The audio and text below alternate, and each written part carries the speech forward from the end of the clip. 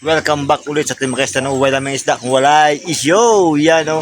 So mga isda, no, ipakita po natin ngayon yung ating mga fry na mga swordtail, no? Na mga kuha ko mga kaisda, no?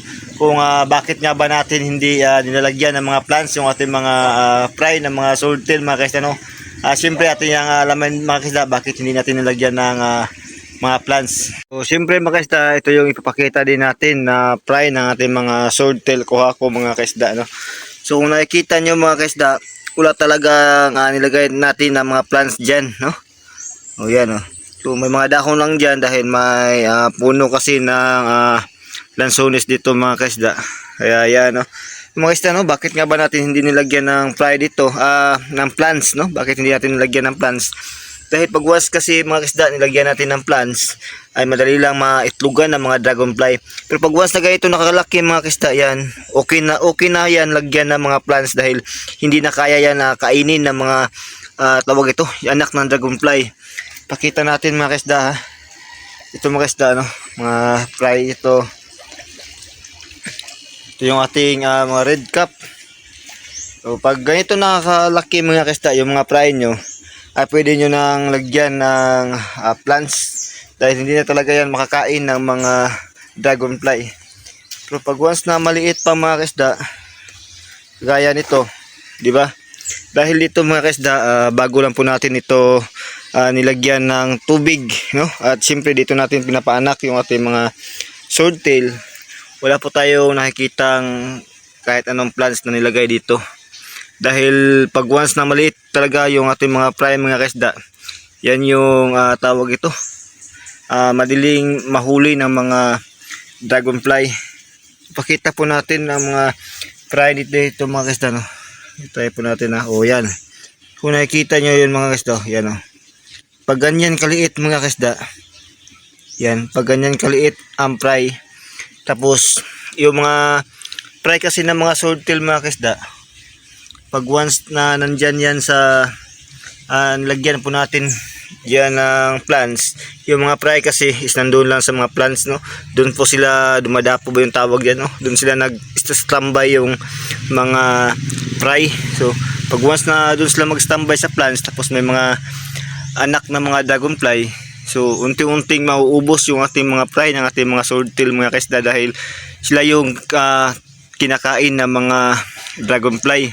Kaya yan, no, mas mabuti talaga mga kaisda. At siyempre mas advice ko din sa inyo, pag once na kayo po ay magpapaanak ng mga swordtail o kahit na anong uri ng mga ornamental fish, pag once na wala kayong pantakip talaga, is mas mabuti na talaga wag nyo na lang yung lagyan ng plants.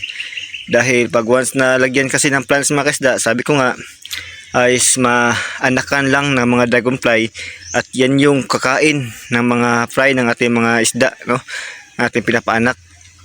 So yan, no, hindi ko talaga ina-advise, sa akin lang talaga mga kaisda, hindi ko ina-advise yung maglagay ng mga plants sa mga tab, no, pag once na mga fry yung ating ilalagay. Pero pag once na malaki is yun nga, sabi ko pwede, no, kagaya nito mga kaisda, di ba?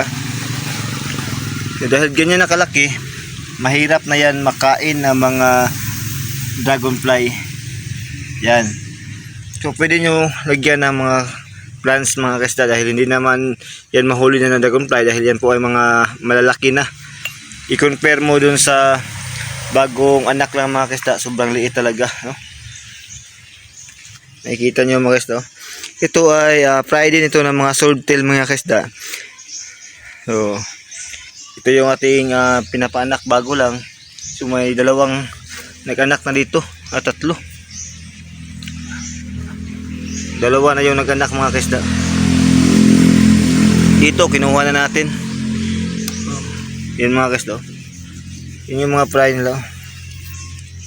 Ang problema lang sa ganito mga kaisda, no, pag once na babalik yung mga fry, automatic kain talaga yan ng mga kuha ko natin. Yan. Sinama kasi natin dito mga kaisda yung ating mga swordtail na pinapaanak, yung mga red blood at saka kuha ko. Kaya yan. At syempre mga kaisda, no, pag once na medyo malaki na, ay kinakailangan na din natin i-separate sila, no, baka mag-breeding na. Pero pag once na maliit pa mga kaisda, walang problema po yan, no. So yan, ulit, no. Mas maganda yung walang plants na ating ilalagay mga kaisda. So yun lang mga kaisda, no? Sana may kaunti po kayong natutunan sa ating another tips na naman mga kaisda, no? About po sa paglagay ng plants ng ating mga fry, ng ating mga swordtail or ornamental fish mga kaisda, no? Sana may kaunti po kayong natutunan sa ating tips. At siyempre mga kaisda, no? Ingat po tayo palagi at siyempre God bless po sa ating lahat mga kaisda.